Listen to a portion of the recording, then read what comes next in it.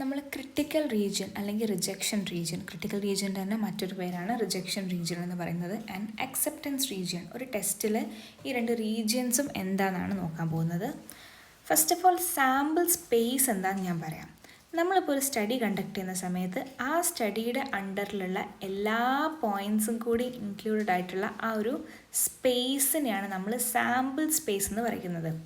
അതായത് ഇപ്പം say for example നമ്മൾ നേരത്തെ പറഞ്ഞ പോലെ മീൻ ലൈഫ് ടൈം ഓഫ് ബൾബ്സ് ആ ഒരു സ്റ്റഡിയെ കണ്ടക്ട് ചെയ്യുന്നത് വെച്ച് കഴിഞ്ഞാൽ നമ്മൾ ഏതൊക്കെ ബൾബ്സിനെ പറ്റി സ്റ്റഡി ചെയ്യുന്നതോ ആ ബൾബ്സ് ഒക്കെ ഈ ഒരു സാമ്പിൾ സ്പേസിനകത്ത് ഇൻക്ലൂഡഡ് ആയിരിക്കും. സോ ഇതാണ് ഒരു സാമ്പിൾ സ്പേസ് എന്ന് പറയുന്നത്. സാമ്പിൾ സ്പേസിന് നമുക്ക് രണ്ടായിട്ട് ഡിവൈഡ് ചെയ്യാൻ പറ്റും. അങ്ങനെ ഒരു റീജിയനെ നമ്മൾ ക്രിട്ടിക്കൽ റീജിയൻ എന്ന് വിളിക്കും, മറ്റേ റീജിയനെ അക്സെപ്റ്റൻസ് റീജിയൻ എന്ന് വിളിക്കും. അപ്പോൾ ഈ സാമ്പിൾ പോയിൻറ്റ്സ് വീഴുന്ന റീജിയനിൽ, സപ്പോസ് ഈ ഒരു 1 എന്ന് പറഞ്ഞ റീജിയനിലാണ് വീഴുന്നതെന്ന് വിചാരിച്ചോ, എന്നിട്ട് ആ ഒരു ഏരിയ അല്ലെങ്കിൽ ആ ഒരു റീജിയനിലാണ് നമ്മുടെ സാമ്പിൾ പോയിൻറ്റ്സ് ലൈ ചെയ്യുന്നതെന്നും അപ്പം നമ്മൾ ആ സാമ്പിൾ പോയിൻറ്റ്സിനെ അക്സെപ്റ്റ് ചെയ്യുക, നമ്മുടെ നൾ ഹൈപ്പോത്തസിസ് നമ്മൾ അക്സെപ്റ്റ് ചെയ്യുകയും ആണെന്നുണ്ടെങ്കിൽ ആ ഒരു റീജിയനെ നമ്മൾ അക്സെപ്റ്റൻസ് റീജിയൻ എന്ന് വിളിക്കും. ഇവിടെ പറയുന്നുണ്ട് it's complement is called critical region. അതിൻ്റെ കോംപ്ലിമെൻറ്റ്, അക്സെപ്റ്റ് ചെയ്യുന്നതിൻ്റെ കോംപ്ലിമെൻറ്റ് എന്താണ്? റിജക്റ്റ് ചെയ്യുക. അപ്പോൾ റിജക്റ്റ് ചെയ്യുന്ന ഏരിയ ഏതാണോ, സാമ്പിൾ പോയിൻറ്റ്സിൽ ഏത് ഏരിയയിൽ നമ്മുടെ സാമ്പിൾ സ്പേസിൽ ഏത് ഏരിയയിൽ നമ്മുടെ സാമ്പിൾ പോയിൻറ്റ്സ് ഫോളോ ചെയ്ത് അല്ലെങ്കിൽ ലൈ ചെയ്താലാണ് നമ്മളതിനെ റിജക്റ്റ് ചെയ്യുന്നത്, ആ റീജിയനെയാണ് നമ്മൾ റിജക്ഷൻ റീജിയൻ അല്ലെങ്കിൽ ക്രിട്ടിക്കൽ റീജിയൻ എന്ന് വിളിക്കുന്നത്. ഇനി ഇവിടെ നിങ്ങൾ ശ്രദ്ധിക്കേണ്ട ഒരു കാര്യം വെച്ചാൽ, ഫസ്റ്റ് ഞാനിവിടെ ഇത് അക്സെപ്റ്റൻസ് റീജിയൻ, ഇത് റിജക്ഷൻ റീജിയൻ ചുമ്മാ പറഞ്ഞതല്ലേ, അങ്ങനെയല്ല, ചുമ്മാ അല്ല പറയുക നമ്മൾ. അതിനൊരു ടെസ്റ്റ് ക്രൈറ്റീരിയൻ ഉണ്ട്. അപ്പോൾ ടെസ്റ്റ് ക്രൈറ്റീരിയൻ എന്താണോ അതിനനുസരിച്ചാണ് നമ്മൾ നമ്മുടെ സാമ്പിൾ സ്പേസിനെ അക്സെപ്റ്റൻസ് റീജിയനും റിജക്ഷൻ റീജിയനായിട്ട് ഡിവൈഡ് ചെയ്യുന്നത്. നിങ്ങൾക്ക് ടെസ്റ്റ് ക്രൈറ്റീരിയനെ പറ്റിയൊന്നും പഠിക്കാനില്ല. ഇവിടെ ഒരു എക്സാമ്പിൾ കൊടുത്തിട്ടുണ്ട്. If we decided to accept the null hypothesis H0 such that mu is equal to 110, and if the sample mean lies between 108 and 112.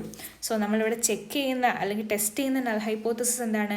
H0 such that mu is equal to 112 ആണ്. Test criterion എന്ന് പറയുന്നത് accept this null hypothesis if the sample mean lies between 108 and 112. അതായത് ഈ 108ഉം 112 എന്ന് പറഞ്ഞിട്ടുള്ള ഈ ഒരു ഇൻ്റർവെല്ലാണ് ഇവിടുത്തെ അക്സെപ്റ്റൻസ് റീജിയൻ എന്ന് പറയുന്നത്.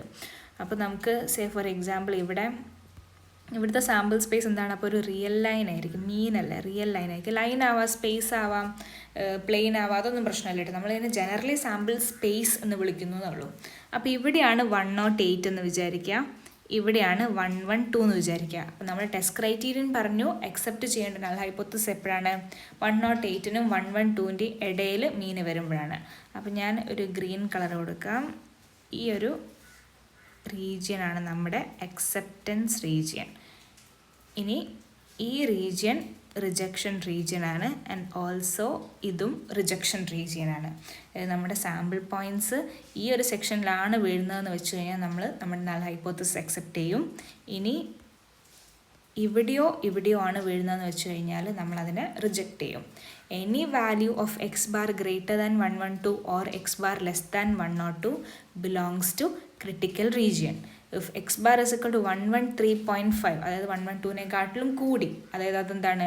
ക്രിട്ടിക്കൽ റീജിയൻ ആണ്. സോ നമ്മൾ നമ്മുടെ നൾ ഹൈപ്പോത്തസിസിനെ റിജക്റ്റ് ചെയ്യും. ഇനി നമ്മൾ ഹൈപ്പോത്തസിസ് ടെസ്റ്റിങ്ങിലുള്ള അൺസർട്ടനിറ്റീസിനും എറേഴ്സിനൊക്കെ പറ്റിയിട്ടാണ് സ്റ്റഡി ചെയ്യാൻ പോകുന്നത്. നമ്മൾ സാമ്പിളിംഗ് പറഞ്ഞപ്പം അതിനവസാനം നമ്മൾ സാമ്പിളിംഗ് എററും നോൺ സാമ്പിളിംഗ് എററും ഒക്കെ പറഞ്ഞു. അതുപോലെ തന്നെ ഹൈപ്പോത്തസിസ് ടെസ്റ്റിങ്ങിലും എറേഴ്സ് ഉണ്ടാകുന്നുണ്ട്. ഈ എറേഴ്സിൻ്റെയൊക്കെ ഒരു റൂട്ട് കോസ് എന്ന് പറഞ്ഞാൽ സത്യം പറഞ്ഞാൽ നമ്മളൊരു സാമ്പിളിനെയാണ് സ്റ്റഡി ചെയ്യുന്നത് എന്നുള്ളത് കൊണ്ടാണ്. നമ്മൾ എത്ര സാമ്പിൾ റെപ്രസെൻറ്റേറ്റീവ് ആവണം എന്നൊക്കെ പറഞ്ഞു കഴിഞ്ഞാലും സാമ്പിൾ റെപ്രസെൻറ്റേറ്റീവ് അല്ലാതിരിക്കാനുള്ള ചാൻസ് ഉണ്ട്, മിസ്ലീഡിങ് ആവാനുള്ള ചാൻസ് ഉണ്ട്. ഇനി ഒരു റിസർച്ചറിൻ്റെ ഭാഗത്തുനിന്ന് മിസ്റ്റേക്സ് വരാനും അല്ലെങ്കിൽ കമ്പ്യൂട്ടേഷൻ മിസ്റ്റേക്സും അങ്ങനെ ഒത്തിരി മിസ്റ്റേക്സ് ഒക്കെ വരാനുള്ള സാധ്യതയുണ്ട്. സോ പോപ്പുലേഷനിലെ എല്ലാ എലമെൻസിനെയും സ്റ്റഡി ചെയ്യാണ്ട് നമ്മളൊരു സാമ്പിളിനെ മാത്രം എടുത്ത് സ്റ്റഡി ചെയ്യുന്നു എന്നുള്ളതാണ് ആക്ച്വലി എറേഴ്സിൻ്റെ ഒക്കെ റൂട്ട് കോസ്. ഹൈപ്പോത്തസിസ് ടെസ്റ്റിങ്ങിൽ നമുക്ക് 2 type of errors, 2 kinds of എറേഴ്സിനെ പറ്റിയിട്ടാണ് പഠിക്കാനുള്ളത്. അതിൽ ഫസ്റ്റ് എറർ എന്ന് പറയുന്നത് ടൈപ്പ് 1 എററാണ്. അപ്പോൾ ടൈപ്പ് 1 എറർ എന്ന് പറഞ്ഞു കഴിഞ്ഞാൽ type 1 error occurs when a researcher rejects a null hypothesis that is actually true. So നമ്മളൊരു H0 എന്ന് പറഞ്ഞ ഒരു നൾ ഹൈപ്പോത്തസിസ് ടെസ്റ്റ് ചെയ്യാമെന്ന് വിചാരിച്ചോ. ആ ഹൈപ്പോത്തസിസ് ആക്ച്വലി ട്രൂ ആണ്, പക്ഷേ റിസർച്ചർ എന്ത് ചെയ്തു, ആ ഹൈപ്പോത്തസിസ് അയാളുടെ സ്റ്റഡിയുടെ അക്കോർഡിംഗ് അയാൾ റിജക്റ്റ് ചെയ്തു. അയാൾ ടെസ്റ്റിംഗ് ഒക്കെ ചെയ്ത് വന്നപ്പോൾ അത് റിജക്റ്റ് ചെയ്യണം എന്നുള്ള കൺക്ലൂഷനിലാണ് അയാൾ എത്തിയത്.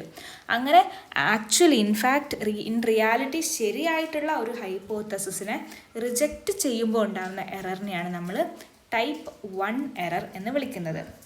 In a typical research situation, a type 1 error means that the researcher concludes that a treatment does have an effect when in fact it has no effect. അതായത് ഇൻ റിയാലിറ്റി ഒരു ട്രീറ്റ്മെൻറ്റിന് യാതൊരു ഇഫക്റ്റ്, ട്രീറ്റ്മെൻറ്റ് എന്ന് പറയുമ്പോൾ നമ്മൾ ഈ ഹോസ്പിറ്റലിൽ കിട്ടുന്ന treatment ആ ഒരു രീതിയിലല്ല കേട്ടോ. എന്താണോ നമ്മൾ അപ്ലൈ ചെയ്യുന്നത്, അല്ലെങ്കിൽ നമ്മുടെ സാമ്പിൾ അല്ലെങ്കിൽ നമ്മുടെ സ്റ്റഡി ചെയ്യുന്ന ആ ഒരു പോപ്പുലേഷനിൽ ചേഞ്ച് വരുത്താൻ പറ്റുന്ന എന്തൊരു കാര്യത്തിനെയും നമ്മൾ ട്രീറ്റ്മെൻറ്റ് എന്നാണ് വിളിക്കുക. സോ ഇവിടെ ഒരു ട്രീറ്റ്മെൻറ്റിന് ആക്ച്വലി ഇഫക്റ്റ് ഇല്ല, എന്നാൽ റിസർച്ച് കൺക്ലൂഡ് ചെയ്യും ഇറ്റ് ഹാസ് എൻ എഫക്റ്റ്. അതായത് ശരിയായിട്ടുള്ള ഒരു കാര്യം തെറ്റാണെന്ന് കൺക്ലൂഡ് ചെയ്യുന്നതിനാണ് നമ്മൾ ടൈപ്പ് 1 എറർ എന്ന് വിളിക്കുന്നത്. ഒരു എക്സാമ്പിൾ പറയുകയാണെങ്കിൽ, ഞാനിപ്പോൾ ഒരു സ്റ്റഡി കണ്ടക്ട് ചെയ്യാൻ പോകണം. എൻ്റെ സ്റ്റഡിയുടെ ഉദ്ദേശം എന്ന് പറയുന്നത് വാക്കിംഗ്, നമ്മളൊരു എക്സസൈസ് ഫോം, വാക്കിംഗ് എന്ന് പറയുന്ന ഒരു എക്സസൈസ് ഫോമും മസിൽ ഗെയിനും തമ്മിൽ യാതൊരു ബന്ധവും ഇല്ല എന്നാണ് എൻ്റെ സ്റ്റഡി. അപ്പോൾ എൻ്റെ H0 എന്ന് പറയുന്നത് walking and muscle gain is not correlated, അല്ലെങ്കിൽ it doesn't have any effect on each other എന്നാണ് എൻ്റെ നൾ ഹൈപ്പോത്തസിസ് എന്ന് വിചാരിക്കുക. അപ്പോൾ ഞാനൊരു വർഷം ഈ എൻ്റെ സ്റ്റഡിയിൽ ഇൻക്ലൂഡഡ് ആയിട്ടുള്ള ഇൻഡിവിജ്വൽസിനോട് ഡെയിലി 5 കിലോമീറ്റേഴ്സ് വാക്ക് ചെയ്യാൻ വേണ്ടിയിട്ട് ഇൻസ്ട്രക്ട് ചെയ്യണം. അപ്പോൾ ഇവരെല്ലാവരും ഡെയിലി 5 കിലോമീറ്റേഴ്സ് വീതം വാക്ക് ചെയ്ത് അങ്ങനെ ഒരു വർഷം ആരും ഒരു പ്രശ്നമില്ലാതെ എല്ലാവരും ഇത് സ്ട്രിക്ട്ലി ഫോളോ ചെയ്തു. അങ്ങനെ ഒരു വർഷത്തിന് ശേഷം ഞാൻ അവരുടെ മസിൽ ഗെയിൻ എത്ര ഉണ്ടെന്ന് ഞാൻ കാൽക്കുലേറ്റ് ചെയ്യാണ്. അങ്ങനെ ചെയ്ത് നോക്കിയ സമയത്ത് എല്ലാവർക്കും മസിൽ ഗെയിൻ ഉണ്ടെന്ന് എൻ്റെ സ്റ്റഡി കണ്ടെത്തി. പക്ഷേ ഈ വാക്കിങ്ങും മസിൽ ഗെയിൻ എന്ന് പറഞ്ഞാൽ പ്രത്യേകിച്ച് നടന്നതുകൊണ്ട് ആർക്കെങ്കിലും മസിൽ ഗെയിൻ ഉണ്ടാവില്ല. പക്ഷേ ഇവരെല്ലാവരും ഡെയിലി പ്രോട്ടീൻ പൗഡർ കൺസ്യൂം ചെയ്യുന്ന ആൾക്കാരായിരുന്നു. അപ്പോൾ ഇൻഫാക്റ്റ് അവർക്ക് മസിൽ ഗെയിൻ ഉണ്ടാക്കിയത് എന്താണ്, എൻ്റെ വാക്കിംഗ് എന്ന് പറയുന്ന എൻ്റെ സ്റ്റഡിയിലുള്ള ആ ഒരു കാര്യമല്ല, അവർ പ്രോട്ടീൻ പൗഡർ കൺസ്യൂം ചെയ്തുകൊണ്ടാണ്. പക്ഷേ ഞാൻ അതിനെപ്പറ്റി അൺഅവെയറാണ്. സോ എൻ്റെ സ്റ്റഡിയുടെ അവസാനം ഞാൻ നോക്കിയ സമയത്ത് ഇവർക്ക് എല്ലാവർക്കും മസിൽ ഗെയിനും ഉണ്ട്. സോ ഒരു ഇഫക്റ്റും ഇല്ലാത്ത ഒരു കാര്യം ട്രൂ ആണ് അല്ലെങ്കിൽ ഇഫക്റ്റ് ഉണ്ട് എന്ന് ഞാൻ അവസാനം എൻ്റെ സ്റ്റഡിയിൽ അക്സെപ്റ്റ് ചെയ്തു, അല്ലെങ്കിൽ അതിനെ ആ ഒരു നൾ ഹൈപ്പോത്തസിസിനെ ഞാൻ റിജക്റ്റ് ചെയ്തു. ശരിക്കും ട്രൂ ആയിട്ടുള്ള നൾ ഹൈപ്പോത്തസിസിനെ റിജക്റ്റ് ചെയ്തു. അങ്ങനത്തെ കൈൻഡ് ഓഫ് സിറ്റുവേഷനിൽ, അല്ലെങ്കിൽ ഈ ഒരു സിറ്റുവേഷനിൽ ഇവിടെ ഉണ്ടായിരിക്കുന്നത് ഒരു ടൈപ്പ് 1 എററാണ്.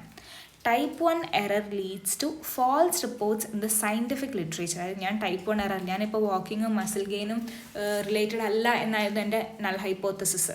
അത് ആക്ച്വലി ട്രൂ ആണ്, പക്ഷെ ഞാൻ അതിനെ റിജക്റ്റ് ചെയ്തു. അവിടെ ടൈപ്പ് 1 എറർ ഉണ്ടായി. അങ്ങനെ ഞാനൊരു നൾ ഹൈപ്പോത്തസിസ് റിജക്റ്റ് ചെയ്ത് കഴിഞ്ഞാൽ അതിൻ്റെ ബേസിസിൽ എന്ത് ചെയ്യും, വേറെ സ്റ്റാറ്റിസ്റ്റീഷ്യൻസ് അല്ലെങ്കിൽ വേറെ റിസർച്ചേഴ്സ് അതിനെ പറ്റിയുള്ള സ്റ്റഡീസ് ക്യാരി ഫോർവേഡ് ചെയ്യും. അതിനെ ബേസ് ചെയ്തുകൊണ്ട് വേറെ തിയറീസ് ഡെവലപ്പ് ചെയ്യും. അങ്ങനെ അത് ഒത്തിരി ടൈമും റിസോഴ്സസും ഒക്കെ വേസ്റ്റ് ചെയ്യുന്ന ഒരു എറർ. ഇനി ആൽഫ ലെവൽ എന്താണെന്ന് നോക്കാം. ആൽഫ ലെവൽ എന്ന് പറഞ്ഞു കഴിഞ്ഞാൽ it is the probability that a test will lead to a type 1 error. അതായത് ടൈപ്പ് 1 എറർ ഉണ്ടാവാനുള്ള ഒരു പെർട്ടിക്കുലർ ഹൈപ്പോത്തസിസ് ടെസ്റ്റിങ്ങിൽ ടൈപ്പ് 1 എറർ ഉണ്ടാവാനുള്ള പ്രോബബിലിറ്റിനെയാണ് നമ്മൾ ആൽഫ ലെവൽ എന്ന് വിളിക്കുന്നത്. That is alpha level determines the probability of obtaining sample data in the critical region even though the null hypothesis is true. അപ്പോൾ ടൈപ്പ് 1 എറർ എന്ന് പറഞ്ഞാൽ എന്താണ്, rejecting H0 when H0 is actually true. So alpha is equal to probability of type 1 error, which is equal to probability of reject H0. ഈ ഒരു സ്ലാഷിൽ ഇതിനെ നമ്മൾ given അല്ലെങ്കിൽ provided എന്നൊക്കെയാണ് വിളിക്കുന്നത്. അപ്പോൾ ഇതെന്താണ്, probability of rejecting H0 given H0 is true, അല്ലെങ്കിൽ rejecting H0 when H0 is true. H0 true ആയിരിക്കുമ്പോൾ H0നെ റിജക്റ്റ് ചെയ്യുക. ആ ഒരു പ്രോബബിലിറ്റിനെയാണ് ആൽഫ എന്ന് വിളിക്കുന്നത്. അപ്പോൾ type 1 error is equal to alpha എന്ന് എഴുതി വെക്കരുത്. അത് ഞാൻ പല പേപ്പറിലും മിസ്റ്റേക്സ് കണ്ടതാണ്. Type 1 error is equal to alpha എന്ന്. പ്രോബബിലിറ്റി ഓഫ് ടൈപ്പ് 1 എറർ ഉണ്ടാവാനുള്ള പ്രോബബിലിറ്റിനെയാണ് നമ്മൾ ആൽഫ. ഇനി സെക്കൻഡ് കൈൻഡ് ഓഫ് എററാണ് type 2 error. So type 2 error എന്ന് പറഞ്ഞു കഴിഞ്ഞാൽ a type 2 error occurs when an researcher fails to reject a null hypothesis that is really false. തെറ്റായിട്ടുള്ള ഒരു നൾ ഹൈപ്പോത്തസിസിനെ അക്സെപ്റ്റ് ചെയ്യുന്നതിനാണ് നമ്മൾ ടൈപ്പ് 2 എറർ എന്ന് പറയുന്നത്. ടൈപ്പ് 1 എറർ എന്തായിരുന്നു, ആക്ച്വലി ശരിയായിട്ടുള്ള ഒരു ഹൈപ്പോത്തസിസിനെ റിജക്റ്റ് ചെയ്യാം. ടൈപ്പ് 2 എറർ എന്ന് പറഞ്ഞു കഴിഞ്ഞാൽ തെറ്റായിട്ടുള്ള ഒരു എററിനെ അക്സെപ്റ്റ് ചെയ്യാം. In a typical research situation, a type 2 error means that the hypothesis test has failed to detect a real treatment effect. Actually ഒരു ട്രീറ്റ്മെൻറ്റ് എഫക്റ്റ് എക്സിസ്റ്റ് ചെയ്യുന്നുണ്ട്, എന്നാൽ അതിനെ ഐഡൻറ്റിഫൈ ചെയ്യാൻ റിസർച്ചർ അല്ലെങ്കിൽ അയാളുടെ ഒരു റിസർച്ച് മെത്തേഡ് ഫെയിലായിപ്പോയി എന്നുള്ളതാണ് ടൈപ്പ് 2 എറർ എന്നുള്ളത് കൊണ്ട് ഉദ്ദേശിക്കുന്നത്. നമ്മൾ ടൈപ്പ് 1 എററിൻ്റെ പ്രോബബിലിറ്റി പറഞ്ഞതുപോലെ തന്നെ ടൈപ്പ് 2 എററിനൊരു പ്രോബബിലിറ്റി ഉണ്ട്. അതിനാണ് നമ്മൾ ബീറ്റ ലെവൽ എന്ന് വിളിക്കുന്നത്. The beta level for hypothesis test is the probability that the test will lead to a type 2 error. That is, beta level determines the probability of obtaining sample data in the acceptance region even though the null hypothesis is false. So null hypothesis false ആണെങ്കിൽ കൂടി അതിനെ accept ചെയ്യാനുള്ള ഒരു പ്രോബബിലിറ്റിനെയാണ് നമ്മൾ beta level എന്ന് വിളിക്കുന്നത്. Beta is equal to probability of type 2 error. നേരത്തെ പറഞ്ഞ പോലെ ടൈപ്പ് 2 എറർ എന്താണ്? accept H0 given H1 is true. H0 is accepted when H1 is true. ആ ഒരു പ്രോബബിലിറ്റിനെയാണ് നമ്മൾ ബീറ്റ